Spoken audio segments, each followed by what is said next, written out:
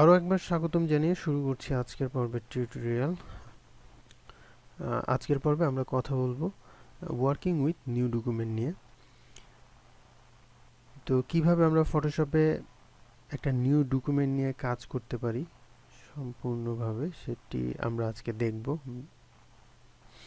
তো এই জন্য আমাদেরকে ফাইল মেনুতে চলে যেতে হবে এবং ফাইল মেনুতে আমরা নিউ, সর্বপ্রথম যে অপশনটি পাবো নিউ, এটার মাধ্যমে চলে যাব। তো নিউয়ে ক্লিক করার সাথে সাথে আমরা এই অপশনটি চলে আসবে আমাদের। তো এই কাজটা আমরা শর্টকাটে যেতে পারি। এখানে শর্টকাট কি দেওয়া আছে, Ctrl+N প্রেস করেও আমরা যেতে পারি, অথবা আমরা এখান থেকে ফাইল মেনুতে যেও আমরা কাজটি করতে পারি। ওকে, সো এইখানে আমাদের যেটি করতে হবে, এখানে প্রথমে আমরা দেখতে পাচ্ছি নেম বক্স। তো নেমটা কিসের হবে? এই নেমটা হবে যে আমি যে কাজটা করব, যে ডিজাইনটা করব সেটার নাম। অর্থাৎ আমি কোনো বিজনেস কার্ড ডিজাইন করলে সেটা বিজনেস কার্ড লিখতে হবে, আমি কোনো ব্রোচার ডিজাইন করলে সেখানে ব্রোচার লিখতে হবে, আমি কোনো ওয়ালপেপার ডিজাইন করলে এখানে ওয়ালপেপার লিখতে হবে। এবং অ্যাজ এ ডিজাইনার আমাকে জিনিসটা ভালোভাবে প্রেজেন্ট করার জন্য এবং ভবিষ্যতে ফাইলটা সহজে খুঁজে পাওয়ার জন্য আমাকে নামটা একটু সুন্দরভাবে এখানে লিখতে হবে। যেমন আমি একটা বিজনেস কার্ড ডিজাইন করব, সেক্ষেত্রে আমি এখানে সংক্ষেপে বিসি দিতে পারি, অথবা সম্পূর্ণ বিজনেস কার্ড লিখতে পারি। আমি এখানে বিসি লিখলাম। এরপরে আমি আমার একটা ক্লায়েন্টের নাম, আমি যে ক্লায়েন্টের জন্য বিজনেস কার্ডটি করব সেরকম একজন ক্লায়েন্টের নাম দিতে পারি। তো আমি এখানে নাম দিলাম একটা, এবং আমি কত তারিখে কাজটা করছি সেই ডেটটা দিতে পারি। তো আমি আজকের তারিখটা দিয়ে দিলাম। ওকে, সো এইভাবে যদি আমরা নামটা লিখি তাহলে পরবর্তীতে আমাদের ফাইলটা খুঁজে পেতে খুব সহজ হবে, আমরা দ্রুত খুঁজে পাবো। তো এটা হচ্ছে আমরা যে ডকুমেন্টটা ক্রিয়েট করব বা যে কাজটা করব সেই ফাইল নেমটা আমরা এখানে লিখতে পারি। এর পরের অপশনে আমরা যেটি পাবো সেটা হচ্ছে ডকুমেন্ট টাইপ, অর্থাৎ আমাদের এখানে আগে থেকে বেশ কিছু প্রিসেট দিয়ে দেওয়া আছে যেগুলো আমাদের সচরাচর কাজে লাগে। তার মধ্যে এখানে ডিফল্ট ফটোশপ সাইজ। দ্বিতীয় গ্রুপে আমরা যেটা দেখতে পাচ্ছি সেটা হচ্ছে আমাদের আমার নিজের ক্রিয়েট করা দুইটা প্রিসেট, ফেসবুক কভার এবং বিজনেস কার্ডের, কারণ এই দুইটা আমার খুব বেশি দরকার পড়ে প্রায়। এরপরে যেটা আছে এটা ফটোশপের ডিফল্ট ইউএস পেপার এবং ইন্টারন্যাশনাল পেপার। তো আমি এখান থেকে ইউএস পেপার যখন সিলেক্ট করব তখন এখান থেকে আবার ইউএস পেপারের মধ্যে তিনটা সাইজের ভ্যারিয়েশন পাবো, যেমন লেটার, লিগ্যাল, ট্যাবলয়েড। আবার আমি যখন এখান থেকে ইন্টারন্যাশনাল পেপার সিলেক্ট করব তখন আবার এখানে বেশ কিছু সাইজ পাবো। তো এভাবে এখান থেকে আমাদের যেগুলো দরকার এখান থেকে আমরা প্রিসেট ব্যবহার করে কাজ শুরু করতে পারি ওয়েবের জন্য, এবং একইভাবে বিভিন্ন মোবাইল এবং অ্যাপ ডিজাইনের জন্য এখানে কিছু দেওয়া আছে, এগুলো আপনারা দেখতে পারেন। ফিল্ম অ্যান্ড ভিডিওর জন্য আলাদা আলাদা আছে, এবং আমি কোনটা সাইজ নিব, কেমন সাইজ হবে, এগুলো আমরা জাস্ট একটা একটা করে ভিউ করে দেখে এই সম্পর্কে আইডিয়া নিতে পারি। তো আমি একেবারে কাস্টমভাবে একটা সাইজ তৈরি করব, এজন্য আমি এখান থেকে ডিফল্ট ফটোশপ সাইজটাই নিলাম, এবং এখান থেকে আমি উইথ অ্যান্ড হাইট এডিট করতে পারবো আমার ইচ্ছা মতো। এবং উইথ অ্যান্ড হাইটটা আমি এখানে ইঞ্চি অনুসারে নিতে পারবো, পিক্সেল অনুসারে নিতে পারবো, সেন্টিমিটার অনুসারে নিতে পারবো, এবং এখানে বেশ কিছু অপশন আছে, আমি যেভাবে চাই সেভাবে নিতে পারবো। তবে আমরা মূলত দুইটা মাধ্যমের জন্য আমরা ডিজাইন করে থাকি, একটা হচ্ছে প্রিন্ট, আরেকটা হচ্ছে ডিভাইস, ওয়েব অ্যান্ড ডিভাইস। তো প্রিন্টের জন্য সেগুলো হচ্ছে যেমন নিউজ পেপার হতে পারে, সেটা হতে পারে বিজনেস কার্ড, সেটা হতে পারে ব্রোচার, সেটা হতে পারে ফ্লায়ার। তো এক কথায় যেগুলো প্রিন্ট আউটপুট হয়ে বের হবে সেইগুলো, সেই টাইপের যখন ডিজাইন করব তখন আমাকে ইঞ্চি, সেন্টিমিটার, মিলিমিটার এগুলো দিয়ে কাউন্ট করতে হবে, যেটা আমার জন্য সুবিধা, কারণ আমি ইঞ্চি স্কেল বা সেন্টিমিটার স্কেল এগুলো দিয়ে আমি আমার ডকুমেন্ট সাইজটা মাপতে পারবো যে এক্স্যাক্ট কতটুকু ডকুমেন্ট সাইজ আমার দরকার। আর পিক্সেল, এরপরে পয়েন্ট, পিকাস এগুলো মূলত আমি ইউজ করব যখন কোনো ওয়েব অ্যান্ড ডিভাইসের কাজগুলো করব। তখন আমি এখান থেকে আমি পিক্সেল বা পয়েন্টস পিক্যাস এগুলো দিতে পারি। তো মোস্ট কমন হচ্ছে পিক্সেল এবং ইঞ্চি, এই দুইটা দিয়ে সব থেকে বেশি কাজ করা হয়, এই জন্য আমরা এই দুইটা দিয়েও করতে পারি। তবে আমাকে জাস্ট মাথায় রাখতে হবে যে আমি কখন কোনটার জন্য করছি। অর্থাৎ যখন আমি প্রিন্টের জন্য কিছু করব তখন ইঞ্চি দিয়ে বা সেন্টিমিটার দিয়ে, যখন আমি ওয়েব অ্যান্ড ডিভাইসের জন্য কিছু করব তখন পিক্সেল অথবা পয়েন্ট পিক্যাস এগুলো দিয়ে। তো আমি এখানে ফার্স্টে পিক্সেলে চলে গেলাম, এবং পিক্সেল অর্থাৎ আমি এখন ওয়েব অ্যান্ড ডিভাইসের জন্য করছি। তো সাপোজ আমি ফেসবুকের কভার ফটো ডিজাইন করব, এজন্য 850 এটা ফেসবুকের সাইজ, কভার ফটো 315, 850/315। এবং একইভাবে আমাদের প্রিন্ট অ্যান্ড ওয়েব বেস ডিজাইনের জন্য আলাদা আলাদা আমাদের রেজুলেশনের দরকার হয়। যেমন প্রিন্ট, যখন আমরা প্রিন্ট কোনো ডিজাইন করব প্রিন্ট আউটপুটের জন্য, সেক্ষেত্রে আমার রেজুলেশন অবশ্যই 300 হতে হবে। সর্বনিম্ন রেজুলেশন 300, অর্থাৎ 300-র নিচে প্রিন্ট রেজুলেশনটা কাউন্ট করে না, এবং 300-র নিচে দিলে সেটা অটোমেটিক 300-তে যখন কনভার্ট করে তখন আমাদের সাইজটা, অ্যাকচুয়াল প্রিন্টের সাইজটা নষ্ট হয়ে যেতে পারে। তো এই কারণে অবশ্যই আমাদের 300 দিতে হবে রেজুলেশন। এবং আমরা যখন ওয়েবের জন্য করব তখন 72 রেজুলেশন এনাফ। আপনি এর উপরে ইউজ করতে পারেন, এর উপরে নিচে করতে পারেন, তবে প্রিন্টের ক্ষেত্রে 300-র নিচে করা যাবে না। 300 এটা হচ্ছে স্ট্যান্ডার্ড, 300-র উপরে আপনি চাইলে ইউজ করতে পারেন, সমস্যা নাই। এবং পিক্সেল পার ইঞ্চি, অর্থাৎ এক ইঞ্চিতে, অর্থাৎ 1 ইঞ্চির মধ্যে এতগুলো পিক্সেল থাকবে হরাইজন্টাল অ্যান্ড ভার্টিক্যাল অ্যাঙ্গেলে টোটাল। এরপরে আছে হচ্ছে কালার। কালার হচ্ছে এখানে আমাদের মোস্ট কমন আমরা দুইটা কালার ইউজ করে থাকি, RGB অ্যান্ড CMYK। RGB হচ্ছে ওয়েব অ্যান্ড ডিভাইসের কালার, অর্থাৎ আমরা ওয়েবে যা কিছু দেখি এগুলো RGB মোডে আমাদের সামনে ডিসপ্লে হয় স্ক্রিনের মাধ্যমে, অর্থাৎ ডিসপ্লের মাধ্যমে, মনিটর। এবং CMYK কালারটা হয় আমরা যেটা প্রিন্ট আউটপুট করি। আমরা সাধারণত দোকানে গেলে, প্রিন্টের দোকানে গেলে আমরা হয়তো এই 4টা কালার আমরা দেখতে পারবো, যে CMYK ফুল মিনিং হচ্ছে cyan, magenta, yellow and black, এবং RGB red, green and blue. এছাড়াও এখানে আরও কিছু কালার আছে, এই কালারগুলো নিয়েও আমরা কাজ করতে পারি। তবে আমরা সবচেয়ে বেশি মানে আমাদের মার্কেট প্লেসে কাজের জন্য, অনলাইন মার্কেট প্লেসে কাজের জন্য এবং সচরাচর সবসময় যেটা দরকার পড়ে RGB and CMYK।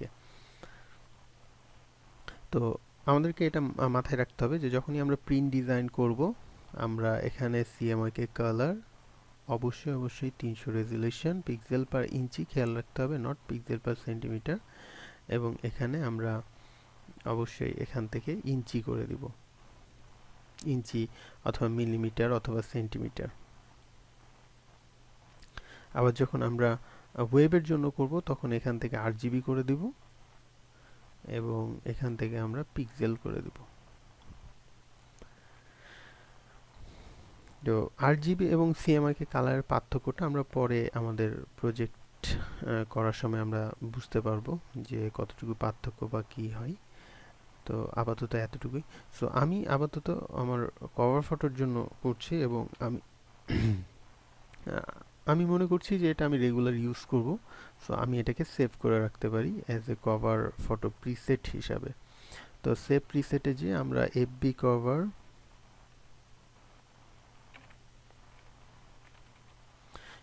কভার01, okay.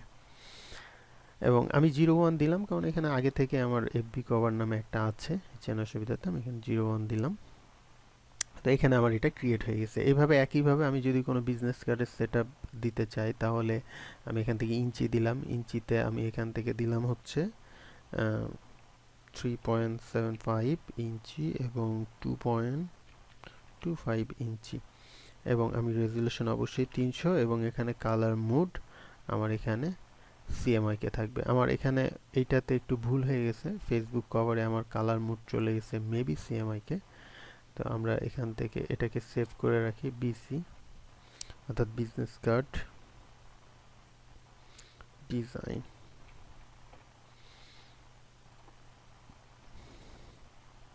Okay, so FB cover দিলে আমরা দেখতে পারবো যে এখানে আমাদের কালার মুডটা এটা হয়ে আছে। সো এটা প্রবলেম, এটাকে আমরা ডিলিট করে দিতে পারি, ডিলিট প্রিসেট, ইয়েস। এবং আমাদের আগে থেকে যেহেতু বিজনেস কার্ডের একটা টেমপ্লেট আছে, অর্থাৎ প্রিসেট ডিজাইন করা আছে, সো আমরা পরে যেটা করছি সেটা ডিলিট করে দেব, ডিলিট প্রিসেট, ইয়েস। ওকে, এরপরে আমরা এফবি কভার এখান থেকে যে সিলেক্ট করলে এটা দেখা যাবে, এবং আমরা বিজনেস কার্ড সিলেক্ট করলে আমাদের আগের যে সেটআপটা আমি সবসময় ব্যবহার করে থাকি এটা এখানে দেখা যাচ্ছে। ওকে, এছাড়াও কোনো চিঠিপত্রের জন্য বা কোনো সিভির কপি বের করার জন্য আমরা এখান থেকে ইন্টারন্যাশনাল পেপার থেকে আমরা A4 সাইজটা নিতে পারি, এবং এখান থেকে কালার মোডটা সিএমএকে করে আমাদের কাজ আমরা শুরু করতে পারি। তো আমি এখন মূলত ধরে নিচ্ছি যে আমরা আমাদের ডেস্কটপের জন্য একটা ওয়ালপেপার ডিজাইন করব। সো এখানে আমি পিক্সেল দিলাম এবং এখান থেকে আমি এইচডি একটা সাইজ দিব 1920 বাই 1080। এবং এরপরে যে বিষয়টা সেটা হচ্ছে যে ব্যাকগ্রাউন্ড কন্টেন্ট, অর্থাৎ আমি যে নিউ ডকুমেন্টটা খুলবো এটার কালারটা কি হবে সেটা আমাকে এখান থেকে দেখাই দিতে হবে।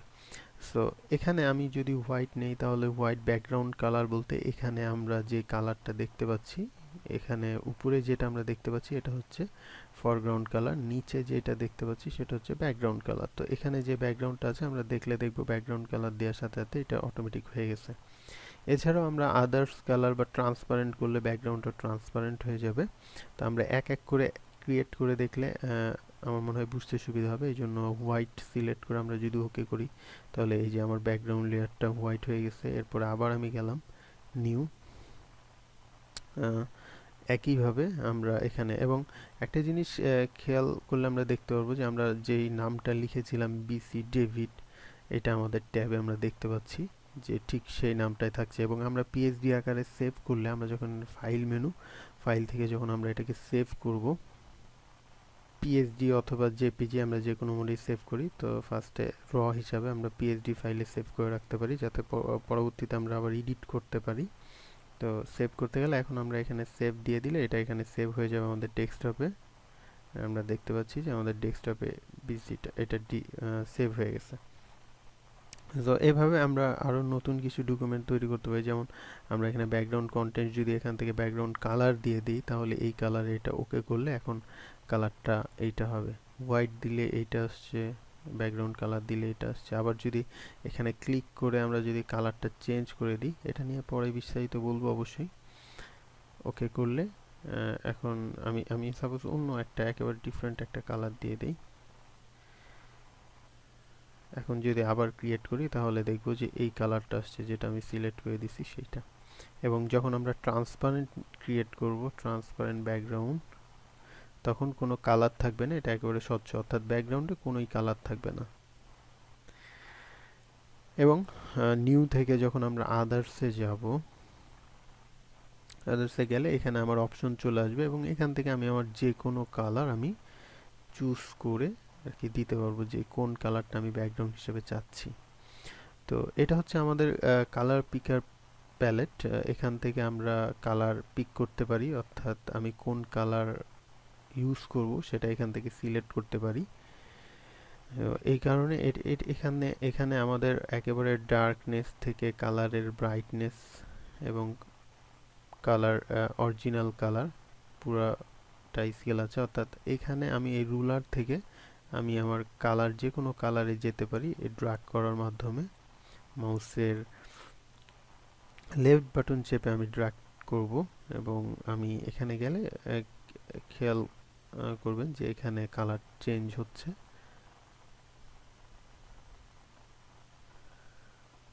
এবং আমি যেই কালার চুজ করব এখানে আমি এবার ড্র্যাগ করার মাধ্যমে আমি যেখানে যাব এখানে আমার নিউ এ ডিসপ্লে দেখাবে। আর এটা হচ্ছে আমার কারেন্ট কালার, অর্থাৎ আমি যখন বক্সটা ওপেন করি তখন এই কালারটা ছিল এবং পরবর্তীতে আমি এই কালারটা চুজ করেছি, আমার কার্সরের পয়েন্ট এই জায়গাতে আছে। সো এইভাবে আমি ড্র্যাগ করে করে আমি যে কোনো কালার আর কি চুজ করতে পারি। এছাড়াও আমি এখান থেকে কোড লেখার মাধ্যমে আমি কালার লিখতে পারি। তো এখানে আমরা নতুন একটা অপশন দেখছি, HHB। এটার মানে হচ্ছে হিউ, স্যাচুরেশন অ্যান্ড ব্রাইটনেস। এগুলো কমানো বাড়ানোর মাধ্যমে আমরা কালার আপডেট করতে পারি। যেমন আমি এখানে স্যাচুরেশন 100% করে দিলে আমি দেখবো যে কালার পরিবর্তন হয়েছে। আবার এখানে ব্রাইটনেস 0% করে দিলে আমি দেখবো যে ব্ল্যাক হয়ে গেছে। তো এইভাবেও আমি এই কাজগুলো করতে পারি। আবার RGB, R50, G50, B50, অর্থাৎ তিনটা কালার মিলে এখানে ব্ল্যাক হচ্ছে। আবার যদি আমি রেড 100% করে দেই তাহলে আমি রেডের পার্সেন্টেজ পাচ্ছি। ব্লু যদি 0 করে দেই তখন এই কালারটা পাবো। আবার এটাকে আমি 0 করে দিই তাহলে রেডের এইটা পাবো। এখান থেকে আমার ব্রাইটনেস এখানে আমি 0 করে দিলাম, তখন আবার কালারটা এইটা আসবে। সো এই পুরো বিষয়টার উপরে আমার নির্ভর করছে যে আমি কি কালারটা নিব। তো এখান থেকে আমি যে কোনো ধরনের কালার আর কি চুজ করতে পারি। এছাড়া কালার লাইব্রেরি থেকে আমি কালার নিতে পারি। এখানে অসংখ্য কালার আছে যেখান থেকে আমি আমার ইচ্ছা মতো কালার চুজ করতে পারি।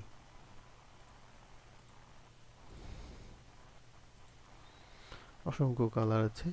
এছাড়াও আমি